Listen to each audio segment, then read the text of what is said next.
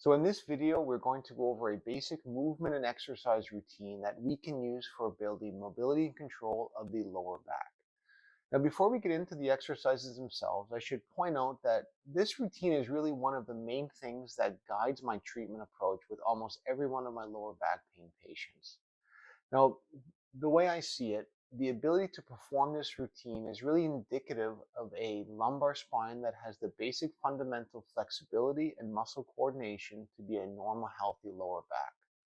Or to say this another way, if someone can't properly perform these movements and these exercises, then their lower back simply won't be able to function properly with the motions and positions and the activities of real life. Furthermore, I'm not only trying to get patients to the point where they can perform this routine, but my intention is also that my patients will continue to do these exercises as part of an ongoing movement routine to help maintain basic fundamental motion and control of their lower backs. In other words, this really becomes their basic daily lower back maintenance program. With that said, let's talk about the exercise routine itself. And to understand why we're including these specific exercises, let's remember that we don't really have a spine in the same way that we have an ankle or a knee or a hip. Remember, the spine is composed of a series of individual joints. And when we're talking about developing mobility and control of the lower back, what we're really trying to do is to create mobility and control of the individual joints that make up the lumbar spine. So to do this, we are again going to base our movements and our exercise routine on pelvic tilts.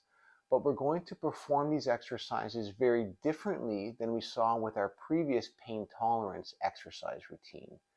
Here we're going to change key variables like sets, reps, and frequency to have a very different effect. Remember, in all of our pain tolerance exercises, symptoms would have limited full spine motion. In other words, symptoms would have prevented the end range positions of flexion, extension, and or lateral flexion. So the goal at that phase was really to manage pain, desensitize the tissues and the nervous system response, and to start to promote tissue healing. And from a functional perspective, the goal essentially was to get the patient to the point where they can tolerate end range spine positions in each plane of motion. But now, as symptoms no longer limit full range, the focus can change. The goal is now to start to build and restore normal spine function. In this case, that really means to build joint mobility and joint control throughout the lumbar joints. Now, these changes in movement execution will encompass 4 key performance variables, and these variables will apply across each of our exercises. First of all, as end range is now tolerated, we are going to have the patient or client move all the way to the end or into the end of each motion and each position. If we're trying to improve mobility, we need to stress or challenge the limited range and positions to help improve and maintain adequate joint flexibility. And we're also going to have them hold this end position for a few seconds to emphasize this end range. We're also going to refocus not just on increasing the quantity of motion, but here we are going to have a much bigger emphasis on quality. The key at this stage is to keep the motion isolated to the lumbar spine itself. But as we get into these exercises, we'll pretty quickly notice that most lower back pain patients don't really have a very good awareness or sufficient ability to move and control their spine, which is really probably one of the reasons why they're in our office in the first place. So what we'll typically see here is a tendency to move through the wrong area. For example, instead of focused, isolated motion at the pelvis and lumbar spine, patients will often want to move their entire spine, or they'll want to cheat or compensate by moving through the hips instead of creating isolated motion through the lumbar joints. Now, we may have been less concerned with this in our pain mobility focused routine, but now we need to clean this up and focus on isolated motion through the lumbar joints and only at the lumbar joints. Now, to extend this concept of quality a little bit further, we also want to focus on creating motion with the right muscles. And this really gets down to the idea of motor control and to the idea that we have a tremendous amount of redundancy built into the muscular system. And here we need to make sure that patients are able to access and control the muscles that are so key with spine control and stability. For example, with respect to lumbar extension, we have a group of deep intersegmental muscles, including the multifidi, that have joint-to-joint connections that allow for more specific segmental motion and motion control of the individual spinal joints. We also have a group of more superficial erectors that pass over the lumbar joints, but don't make specific connections into each individual vertebrae.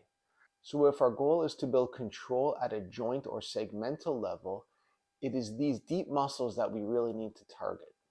Likewise, with respect to lumbar flexion or a posterior pelvic tilt, what many patients will often do is use the hips or the glutes to tilt the pelvis. But again, this is not what we're trying to do here. We need to train the abdominals, not the hips, to drive the motion. Lastly, we need to be careful to not just go through the motions, but to be very focused and deliberate with each motion. We really need to think of these movements as learning a new motor skill. In fact, what we are really trying to do here is we're trying to teach these patients how to communicate with their lumbar spine again, which means we're trying to train the nervous system. This really ties back to skill development and the idea of cortical maps and body representations within the brain and within the central nervous system.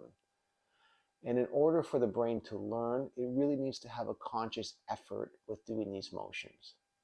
So to be effective, we really need to take the time to actually show patients how to do these properly. We need to show them how to isolate the motion to the intended area. We need to show them how to feel the right muscles contract and how to really tense and squeeze the muscles against these end range positions. And by doing this, these will seem like totally different exercises compared to just simply mindlessly moving and going through the motions. So now that we've reviewed the background information, let's go over the exercises themselves and see how we can put these principles into practice.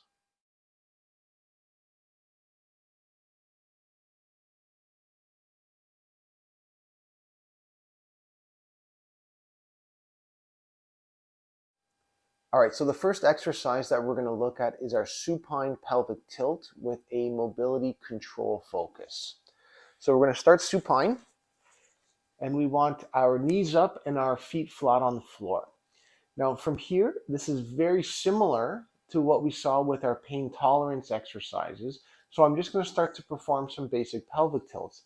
I'm going to tilt in this posterior direction, kind of tucking my tailbone underneath me or tucking my tailbone underneath my hips.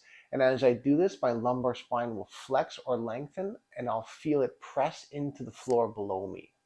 I'm going to hold this for just 1 to 2 seconds and then I'm going to tilt anteriorly. Again, as I tilt anteriorly, I'm going to feel my lower spine or my lumbar spine arch and lift slightly off the floor. Now remember, when we were doing our pain tolerance exercises, we were going slow, but we were just going to the onset of symptoms. But at this phase, we should have it so that symptoms don't limit range, which means we can get right into those end range positions, and that's the key. Most importantly, as we are into those end range positions, so for example, as I tuck into this posterior tilt, there's a point where I'm just at the end of the motion. That's what we mean by end range.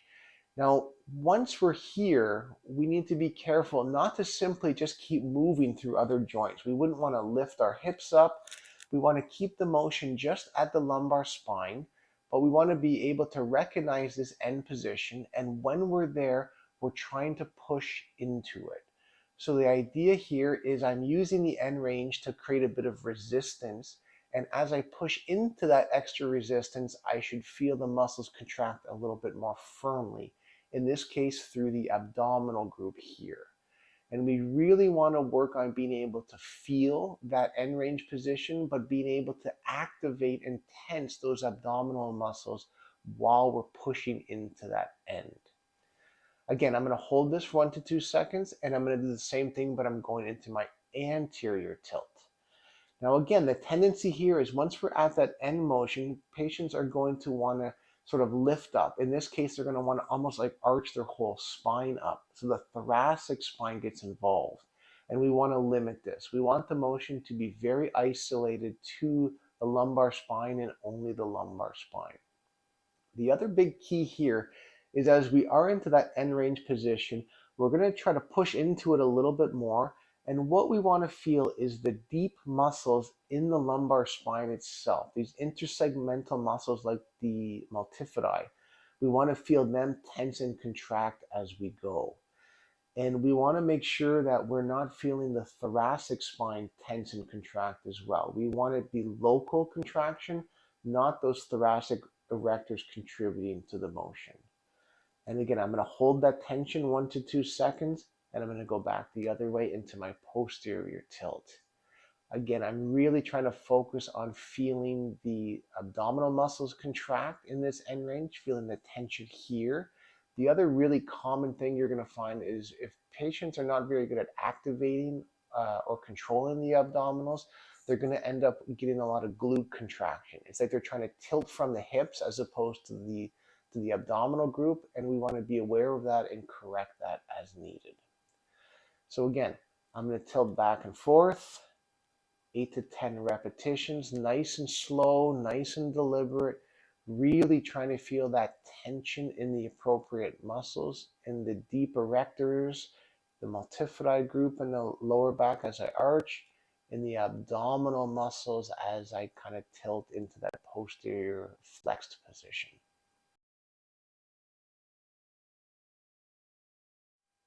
All right, so the next exercise we're going to talk about is going to be our supine lateral tilt with a control mobility focus.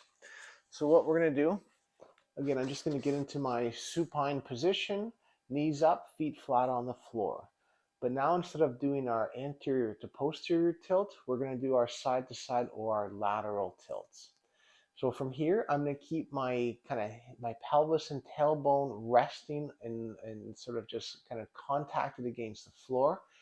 And I'm going to kind of pull my pelvis and my hip into a lateral tilt.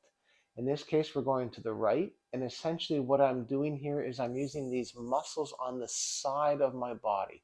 These would be the obliques and the QL. I'm going to use those to kind of close down this space between my iliac crest and my lower ribs here. Again, just like we saw with our anterior posterior tilt, I'm trying to keep my thoracic spine and my shoulders relatively quiet, and I'm just learning to tilt, but really pull and close down this angle with these lateral trunk muscles. Again, I'm going to squeeze the muscles, really try to get right to that end position. Hold that for 1 to 2 seconds, and then I'm going in the opposite direction. Again, same, but just to the left side. I'm trying to feel these left trunk muscles tense and squeeze to close down this space on the left side. As the left side goes up, it's almost like the right side goes down. So it's like I'm rotating through my pelvis, but more in this kind of side to side plane as opposed to into flexion extension. And I'm going to perform 8 to 10 slow repetitions back and forth, really trying to isolate that motion to the pelvis and to the lumbar spine. And I'm really trying to focus on driving the motion with the trunk muscles themselves. Like I said, hips, thoracic spine all stays quiet, keeping the motion and the contraction down in the trunk and around the spine itself.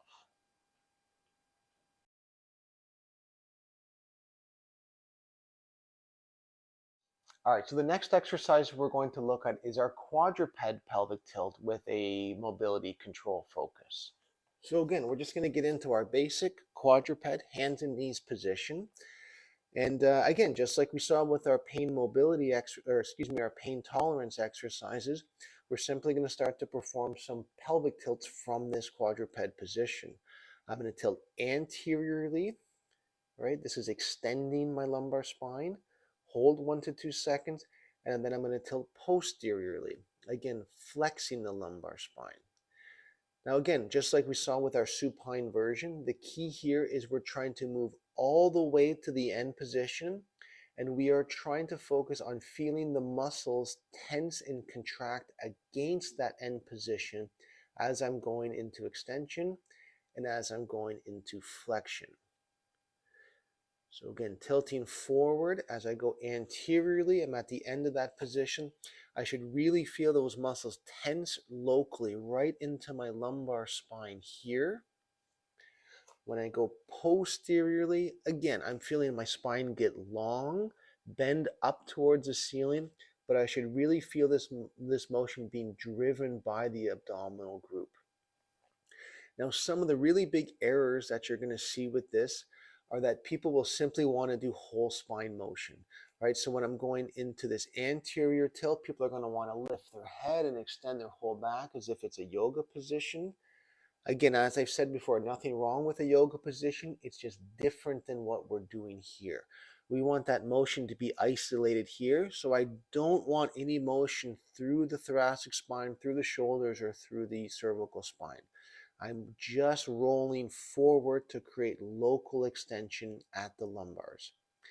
Now, when you go posteriorly, this is when people are going to really sort of mess this up because they're going to just want to keep going and they're going to want to arch their entire back up. Again, as if it's a yoga cat, cow, camel sort of thing. And again, we want to limit that. We want to really get the motion isolated to here. One of the things that can be really helpful with this is if we can add some blocking. So if I just have a couple yoga blocks here, and I'm just going to stick these just so there's some contact between my lower ribs and the yoga block. I'm still supported hands and knees. I'm not pressing real hard into these yoga blocks. There's just a little bit of contact here. And what this is going to do is as I'm kind of going up and down into this anterior and posterior tilt, what you should really feel, or what the patient or client should really feel, is the pressure between the ribs in these blocks remains unchanged. So if it's more of a whole spine motion and you go into this anterior tilt, you're going to feel a lot of the pressure increase, which is an indication of an error in the movement. Likewise, if we're going into our posterior tilt and I'm tilting up my entire thoracic spine, I'm going to lose contact between my lower ribs and the blocks here. And this, again, is an indication of whole spine versus local lumbar motion when I'm doing this. So again, I'm going forward, really work into that end position, try to expand that mobility, feel those lower lumbar muscles, those multifidi group contract. Hold 1 to 2 seconds, and then I'm going the other direction, really trying to lengthen through my spine. I'm not letting those ribs come off the blocks. I'm really tensing those abdominal muscles to get that activation. Slow repetitions back and forth.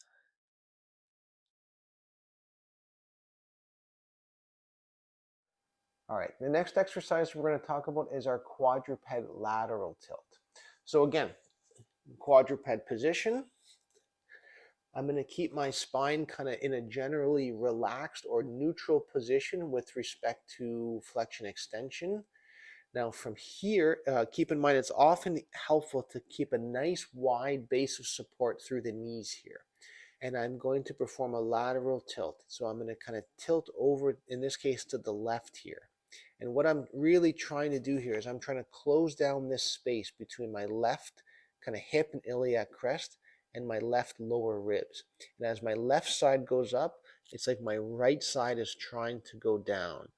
The visualization or the cue I often give to people is that we're going to imagine there's a steel pole that goes straight down through your tailbone here, through your sacrum, and that tailbone is allowed to rotate around, but we don't want it to shift side to side, which is often what people are going to do.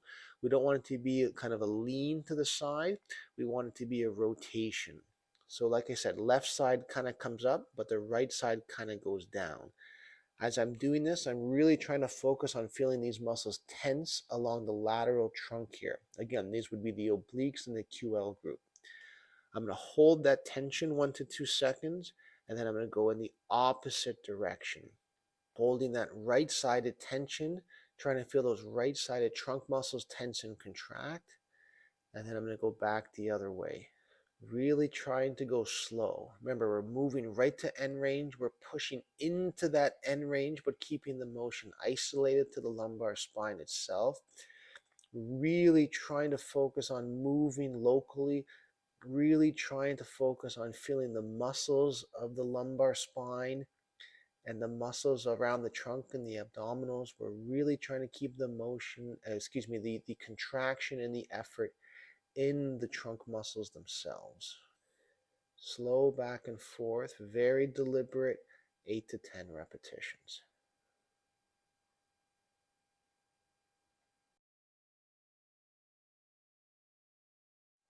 All right, so the last exercise that we're going to include in our mobility control routine is going to be a seated pelvic tilt.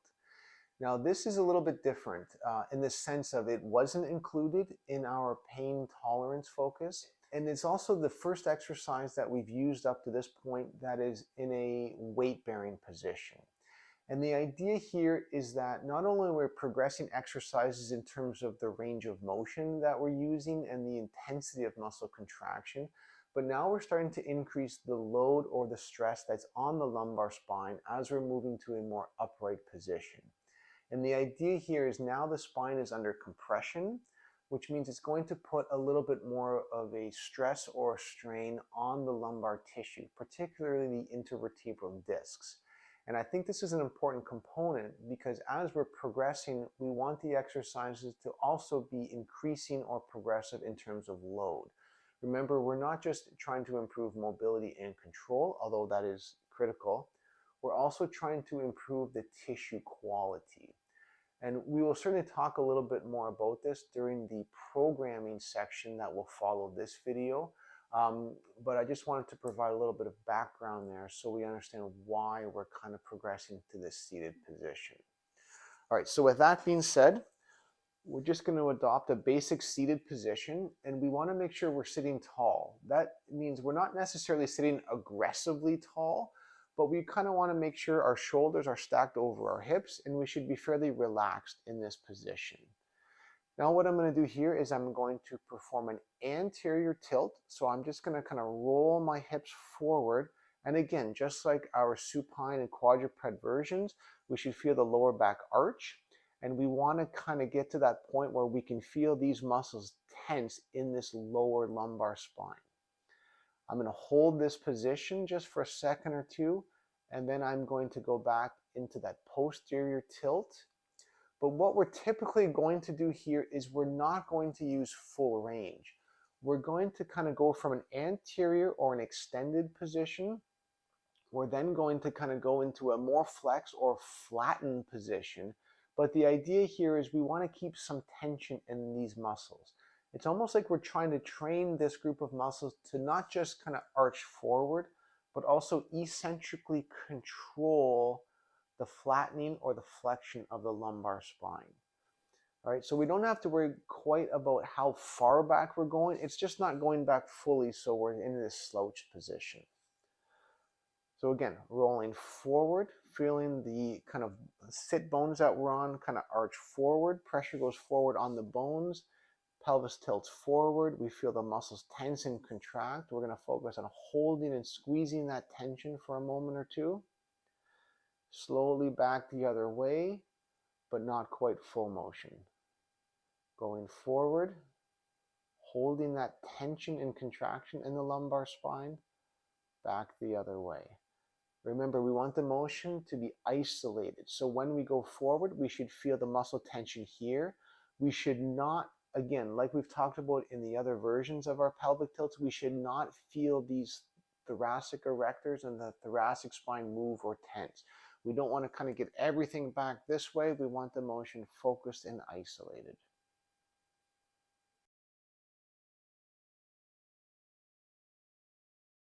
All right, now that we've gone over the exercise routine itself, let's talk about programming.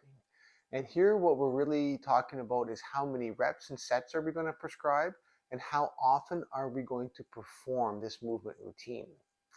And as this mobility control sequence is really a progression of our pain tolerance sequence that we prescribe for acute lower back pain, perhaps it is best to look at this in terms of how we would piggyback off of our programming from that previous section. So first, in terms of repetitions, we are going to prescribe 8 to 10 repetitions of each exercise, and we're going to perform the exercises as a circuit or exercise sequence. Now, this is really similar to what we saw with our pain tolerance focus, but remember the execution of the exercises here is going to be quite different. With our pain tolerance sequence, we instructed patients to limit the motion to symptom onset or symptom tolerance, but now we're going to move all the way to end range, and we're going to hold this end range position and end range muscle tension for 1 to 2 seconds to emphasize these positions. Now, in terms of sets and frequency, we're going to make a change here. With our pain tolerance sequence, we prescribed 1 set of each exercise, but we repeated the exercise every few hours. So the program was very brief, but was done 4 to 5 times every day. But now we're going to perform 2 rounds or 2 sets of each exercise, but we're only going to do this twice a day. Now, we've talked about this in the past, but it is perhaps worth taking a moment to review why we're using this format and why we're making this change at this form of treatment. And here, let's remember that this is a progression of our pain tolerance movement sequence. But in addition to progressing in terms of range of motion and muscle control demands, these exercises will, of course, also represent a progression in tissue loading, especially on tissues like the intersegmental ligaments and the intersegmental discs.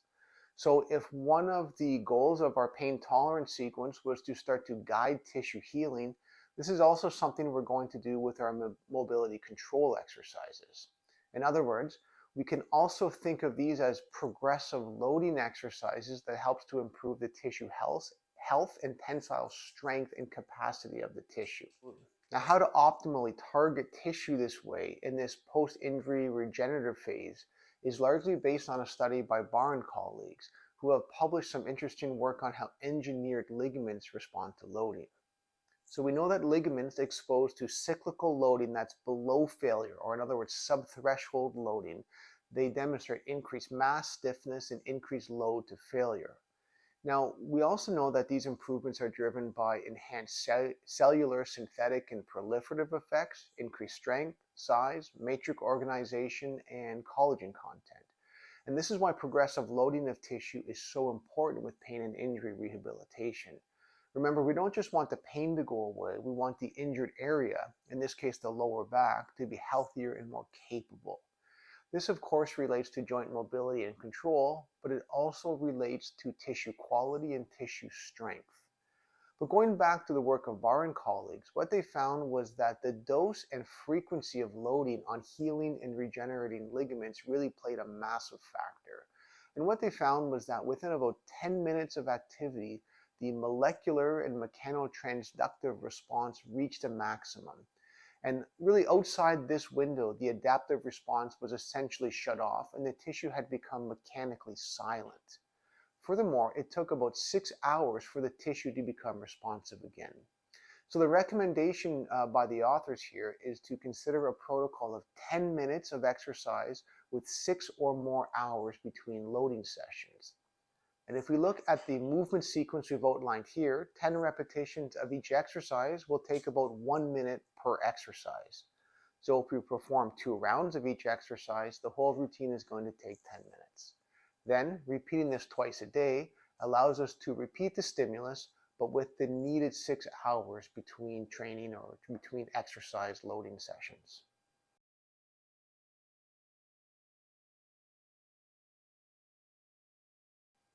Now, the last thing to just briefly talk about is the order of the exercises. Now, in most cases, it really doesn't matter, but there may be some situations when it actually does. And when we want and need to get picky with the ordering of the exercises is when we have a particular patient that struggles with a very specific movement. So just as an example, it will be common for some patients to have trouble with isolating contraction of the deep intersegmental and multifidi muscles. This is particularly common with performing an isolated supine anterior pelvic tilt.